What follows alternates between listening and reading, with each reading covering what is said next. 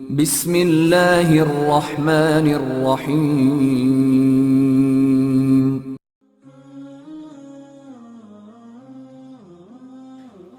अस्सलाम वालेकुम दोस्तों, उम्मीद करता हूँ आप सब लोग खैरियत से होंगे। दोस्तों, आज की इस वीडियो में हम जिस टॉपिक पे बात करेंगे रूमिनेशन ओसीडी के बारे में। रूमिनेशन ओसीडी क्या होती है? बेसिकली रूमिनेशन का मतलब होता है एक ही थॉट का बार बार बार आना।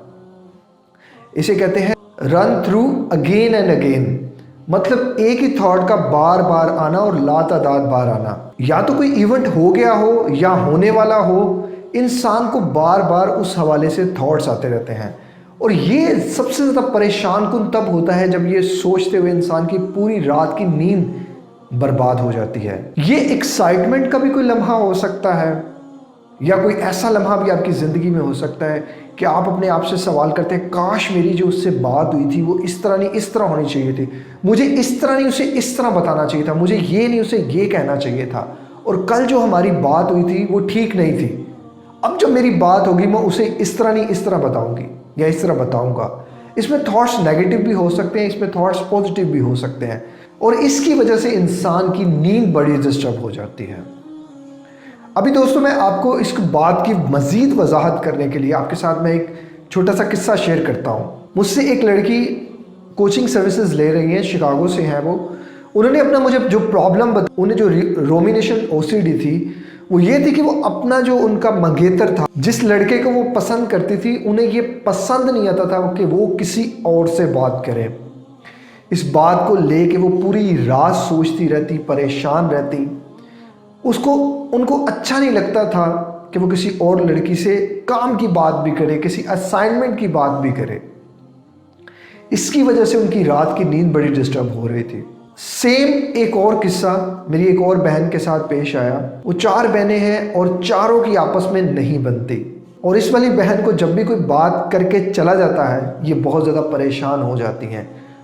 उस वक़्त के बाद, उनके चले जाने के बाद कई कई दिन उस बात को लेके सोचती रहती हैं, खड़ोचती रहती हैं और परेशान रहती हैं, और वो इस चीज़ से बड़ी परेशान है।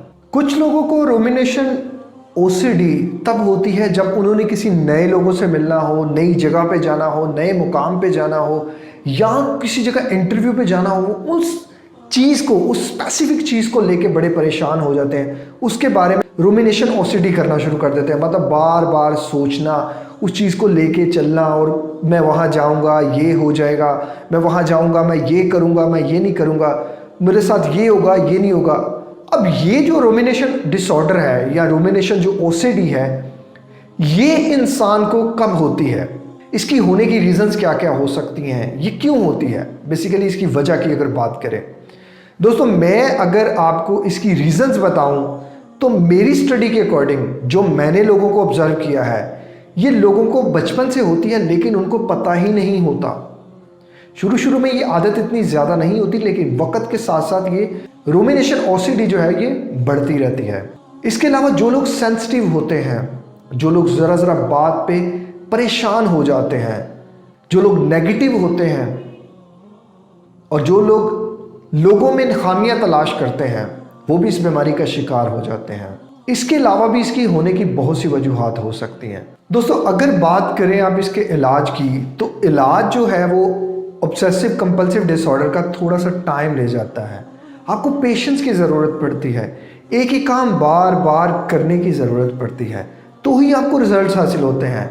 हमारा अलमिया ये है कि हम 10-10 साल गोलियां खा लेते हैं, लेकिन कभी भी अपने आप को टाइम नहीं देते। हम यही सोचते हैं कि हमें अभी रिजल्ट चाहिए। ये जो अभी रिजल्ट की आदत है ये हमें बर्बाद करके रख रही है। मेरे पास लोग कोचिंग के लिए आते हैं, सर हमें कोचिंग दे और हम आज ही ठीक हो जाएं। नो डाउट वो कोचिंग लेते हैं, एक ही दिन में अल्हम्दुलिल्लाह उन्हें काफ़ी फ़र्क पड़ता है, लेकिन यार मसलों का ना हल का टाइम लगता है, एकदम चीज़ें ये हल नहीं होती। तो आप भी अपने इस मसले को टाइम दें, इंशाल्लाह ये ठीक हो जाएगा। अब इसको ठीक कैसे करना है? नंबर 1, आप वो कंडीशंस लिखें जिस कंडीशन में आपको ये ओसीडी होती है। अब उस कंडीशन में आप मैक्सिमम क्या कर सकते हैं, ज़्यादा से ज़्यादा आप उस कंडीशन को बेहतर करने के लिए क्या कर सकते हैं? और अगर नेगेटिविटी की बात करें तो ज़्यादा से ज़्यादा वो काम हो जाने से क्या नुकसान हो सकता है आपका। अब इनको करने के बाद रेगुलरली बेसिस पे अपने ब्रीथिंग पे काम करें, जितना हो सके अपनी सांस को बेहतर करें, लॉन्ग ब्रीथिंग की प्रैक्टिस करें, जितना हो सके सुबह उठते दोपहर को, सुबह भी दोपहर को भी शाम को भी आप विजुअलाइजेशंस करें, खुद को उस कंडीशन में रखें और देखें कि आप उस कंडीशन में कैसे बेहतर से बेहतरीन परफॉर्म कर सकते हैं। थॉट्स को अपने आप से अलग कर लें। अब ये काम आपको करने के लिए ऑब्वियसली आपकी ब्रीथिंग स्किल्स अच्छी होनी चाहिए, आपकी विजुअलाइजेशंस अच्छी होनी चाहिए और आपकी EFT की टेक्निक अच्छी होनी चाहिए। इन पे मैं ऑलरेडी वीडियोस बना चुका हूँ, मेरे चैनल पे पड़ी हुई हैं, आप वो जाके देख सकते हैं और उनसे अफादियत हासिल कर सकते हैं।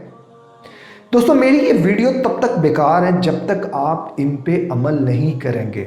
वीडियो देखेंगे, थोड़ी देर के लिए मोटिवेट रहेंगे, फिर उसके बाद फिर वही चीज़ होना शुरू हो जाएगी, तो वो फ़ायदा ही नहीं होगा आपको।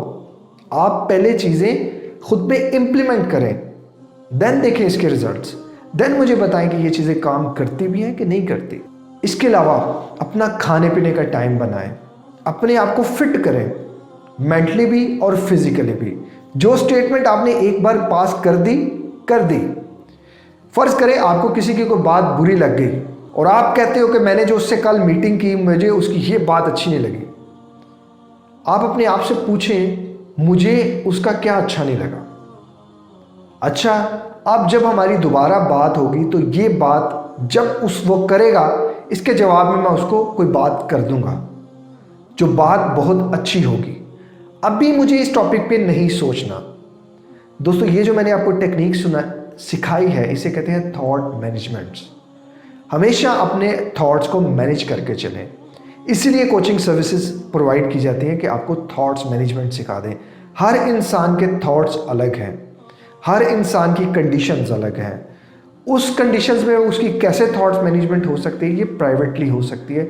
ये कोई एक वीडियो में या 10 वीडियोस में ये चीज़ें एक्सप्लेन नहीं हो सकती। अब दोस्तों सबसे मेन चीज़ की बात करते हैं। आपने ये सब कर लिया है लेकिन आपको फिर भी कोई असर नहीं पड़ रहा, फिर क्या करें? फिर आप अल्लाह से रुजू करें, नमाज पढ़ें, कुरान पढ़ें, आप अपने अल्लाह ताला से मांगें, आपको अल्लाह ताला हिम्मत देंगे, ताकत देंगे, आप खुद ब खुद इस प्रॉब्लम से निकल के बाहर आ जाएंगे। जो लोग समझते हैं ना कि हम डिप्रेशन और एंजाइटी में नमाज पढ़ते हैं हमारी नमाज कबूल नहीं होगी, मैं गारंटी देता हूँ आप नमाज तो पढ़ें। आपको जिस तरह के भी रिलीजियस OCDs हो रही हैं, जिस तरह के भी रिलीजियस थॉट्स आ रहे हैं, आने दें। अल्लाह ताला की ज़ात तो देख रही है ना, वो तो आपकी कोशिश को देख रही है। आप कोशिश करें, रिजल्ट वो ज़ात देगी आपको। अब ये ना सोचें कि जी मेरी नमाज कबूल ही नहीं होगी, मैं जो पढ़ने का फ़ायदा, ऐसी बात ना करें। आप नमाज पढ़ें, सदका करें, खैरात करें, कुरान पढ़ें, अल्लाह ताला की राह पे चलें। देखिए आप कैसे इन प्रॉब्लम से निकल के बाहर आते हैं। इस प्रॉब्लम में लाती भी अल्लाह से दूरी है इंसान को और निकालती भी अल्लाह से नज़दीकी है। जो अल्लाह से नज़दीक हो जाता है वो खुद ब खुद इस प्रॉब्लम से निकल के बाहर आ जाता है। इस सब के करने के बावजूद भी जिन लोगों को समझते हैं, जो लोग कि उनसे ये सब नहीं हो पाएगा, उन्हीं लोगों के लिए प्राइवेट कोचिंग सर्विसेज का आगाज़ किया गया है। वो हमसे कांटेक्ट कर सकते हैं। इंशाल्लाह प्राइवेट कोचिंग की मदद से, थॉट मैनेजमेंट्स की मदद से इंशाल्लाह उनको इस प्रॉब्लम से निकाल लिया जाएगा। अपना बहुत ज़्यादा ख्याल रखिएगा, हमें दुआओं में याद रखिएगा।